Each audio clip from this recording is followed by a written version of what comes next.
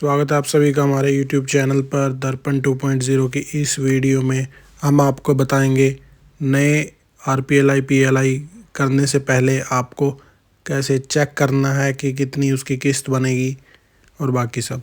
तो उसके लिए आप जाओगे दर्पण इंश्योरेंस में, वहाँ पर आप जाओगे न्यू बिज़नेस कोट, एक जो ऑप्शन होता है प्रपोजल इंडेक्सिंग और न्यू बिज़नेस कोट में जो डिफरेंस है वो यही है कि प्रपोजल इंडेक्सिंग आप करोगे तो वो फाइनल होगा और न्यू बिज़नेस कोट जो है वो आप चेक कर सकते हो कि कितनी उसकी किस्त बनेगी, कितने अमाउंट की वो कराना चाहता है। अगर आप चैनल पर नए हैं तो चैनल को सब्सक्राइब ज़रूर करें। तो अब हम आ गए हैं न्यू बिज़नेस कोट वाले पेज पर। यहाँ पर सबसे पहला जो ऑप्शन आपको दिखाई दे रहा है वो मेल और फीमेल को सिलेक्ट करने का है। तो उसके बेसिस पर ही आप सिलेक्ट करोगे जो आपका कस्टमर है वो मेल है या फीमेल है। उसके बाद आप ये देखोगे कि वो PLI कराना चाहता है या RPLI कराना चाहता है। बाय डिफ़ॉल्ट ये मेल पर ही सिलेक्ट होगा और PLI पर ही सिलेक्ट होगा।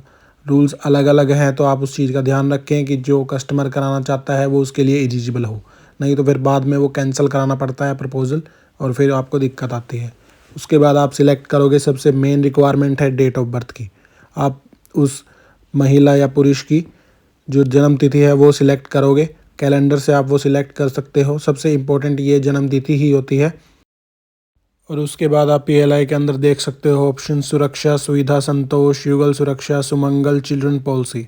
तो संतोष जो है वो सबसे ज़्यादा पॉलिसी की जाती है, EA जो पॉलिसी होती है, और एज एट मैच्योरिटी आप इसमें सिलेक्ट कर सकते हो। उससे पहले सम एश्योर्ड हम आपको बताते हैं। सम एश्योर्ड होता है जितने अमाउंट का इंश्योरेंस कस्टमर कराना चाहता है। फॉर एग्ज़ाम्पल हमने यहाँ 1,00,000 रुपये यहाँ पर भरा है। आप कस्टमर की नीड के अकॉर्डिंग आप यहाँ भर सकते हो। उसके बाद एज एट मैच्योरिटी हमने 50 सिलेक्ट किया है। अब आप गेट क्योट पर क्लिक करोगे। ये देखिए sum assured, as at maturity, monthly, quarterly, half yearly और ईयरली या एनुअली इसने जो किस्तें हैं वो दिखा दी हैं। आप कोशिश करें कस्टमर के बजट के हिसाब से ही आप उसकी PLI या RPLI करें, बिकॉज़ वो सबसे ज़रूरी है कि वो उसको कंटिन्यू रखे। अगर किसी भी कस्टमर का बजट आपको लगता है 1,000 रुपये है तो आप उसकी 500 रुपये की ही इंश्योरेंस करें ताकि वो उसको भरने में समर्थ रहे।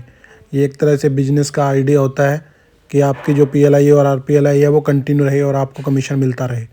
उसके बाद हम आप एक फ़ीमेल का सिनेरियो इसमें क्रिएट करेंगे और RPLI, जैसे ही आप RPLI क्लिक करते हो प्रोडक्ट भी चेंज हो जाता है। आपको सबसे पहले डेट ऑफ बर्थ ही सिलेक्ट करनी है उस कस्टमर की।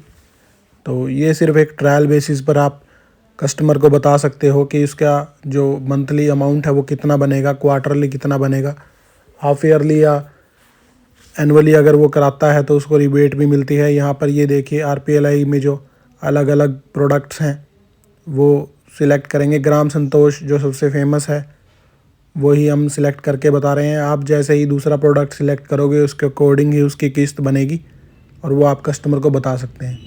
नया प्रपोजल इंडेक्सिंग करने से पहले अगर आप कहीं प्रेजेंटेशन भी दे रहे हैं तो आप इस पूरे सिनेरियो का यूज़ कर सकते हैं ताकि आप प्रेजेंटेशन में बता सकें कि किसी कस्टमर की कितनी अमाउंट की किस्त बनेगी। प्रपोजल इंडेक्सिंग उसके बाद ही की जाएगी जब आप फॉर्म भर लोगे, बाकी सब चीज़ें पूरी कर लोगे। तो जैसे जैसे आप प्रोडक्ट चेंज करते हैं उसके बाद उसका क्राइटेरिया भी चेंज हो जाता है। रूरल चिल्ड्रन पॉलिसी सिलेक्ट की है तो पेरेंट की पॉलिसी ज़रूरी होनी चाहिए।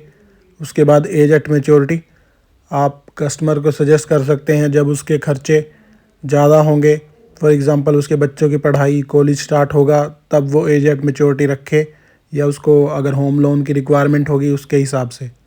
तो ये अगर चीज़ें आप कस्टमर को बताएंगे तो वो उसको ज़्यादा फ़ायदा होगा और वो आपका जो प्रोडक्ट प्लान है वो लेने में ज़्यादा इंटरेस्टेड रहेगा। ये हमने जब सिलेक्ट करा था तो इंश्योरेंस की डेट ऑफ बर्थ जो है वो कम हो गई थी सिलेक्ट, तो वो कम से कम 18 साल का होना चाहिए। ये क्राइटेरिया होता है इंश्योरेंस में और नॉमिनेशन मस्ट होता है।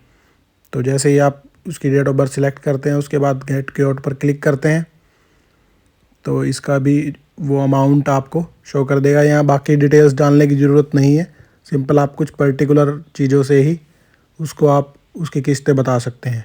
जब भी आपके पास कोई सरेंडर का केस आता है, लोन का केस आता है या रिवाइवल का केस आता है तो आप उसको अमाउंट बता सकते हैं। आप प्रोसेस नहीं कर सकते, सिर्फ अमाउंट बता सकते हैं। वो मिलेगा आपको क्योट जनरेशन में। यहाँ पर देखिए सरेंडर, लोन और रिवाइवल 3 ऑप्शन दिए गए हैं। तीनों में से आप कोई सा भी सिलेक्ट कर सकते हैं। उसके बाद डालिए आप पॉलिसी नंबर और डेट जो है वो करंट डेट ही सिलेक्ट रहेगी। तो आप जैसे ही नेक्स्ट करोगे उसके बाद वो आपको वहाँ पर उसका अमाउंट शो कर देगा कि कितना अमाउंट उसको सरेंडर पे मिलेगा, लोन पे कितना अमाउंट मिल सकता है या रिवाइवल का कितना अमाउंट बनेगा। ये सिर्फ क्योट है, एक्चुअल रिक्वेस्ट नहीं है। एक्चुअल रिक्वेस्ट जो है वो अदर ऑप्शन में जाके होता है, सर्विस इंडेक्स उसका नाम है। हम आपको नेक्स्ट वीडियो में वो भी बताएंगे जब आप नया प्रपोजल करते हो, प्रपोजल इंडेक्सिंग और सर्विस रिक्वेस्ट। उम्मीद है आपको ये वीडियो ज़रूर हेल्प करेगी जब आप प्रेजेंटेशन देने के लिए कहीं भी जाओगे। Thanks for watching this video. Thank you so much.